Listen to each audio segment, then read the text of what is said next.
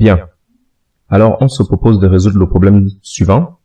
N présidents se rencontrent lors du sommet du Commonwealth. Après que tous les N présidents se soient serrés la main, dénombrer les poignées de main possibles. Alors, nous passons par la première méthode, qui est un peu plus mathématique.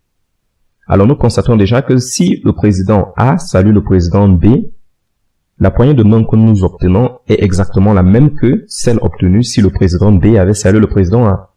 Ce qui nous laisse comprendre que l'ordre ici n'importe pas.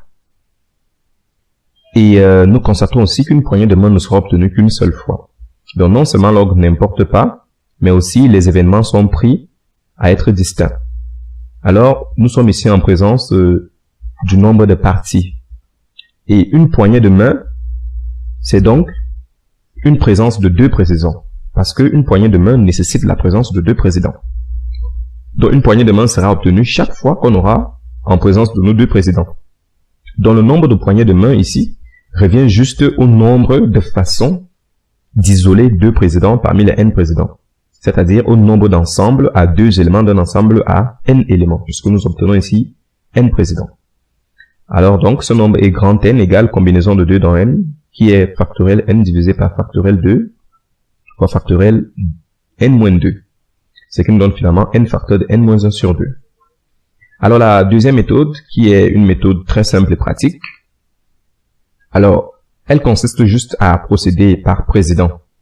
C'est-à-dire si nous numérotons les présidents de P1, P2, P3 jusqu'à Pn, alors quand nous prenons le président P1, c'est-à-dire le premier président numéroté, on le fait saluer tous les présidents, ce qui fournit N-1 poignée de main, puisqu'il y a N-1 président à saluer.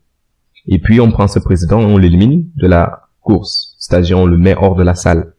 On prend ensuite le président numéro 2, donc P2, et puis on l'amène à saluer les autres présidents, c'est-à-dire les N-2 présidents restants, ce qui nous donne N-2 poignées. Ensuite on met ce président P2 hors de la salle. On procède ainsi de suite, jusqu'au président Pn-1 qui n'aura qu'un seul président à saluer, c'est-à-dire le président Pn, ce qui fournira une poignée de main, dont le nombre de poignées de main sera dans la somme de ces poignées de main, c'est-à-dire N-1 plus N-2 plus point plus 1, ce qui donne ainsi la somme des termes d'une suite arithmétique de raison 1 de premier terme N-1 et de dernier terme N, ce qui est donc N facteur de N-1 sur 2. Et on retrouve ainsi le résultat précédent.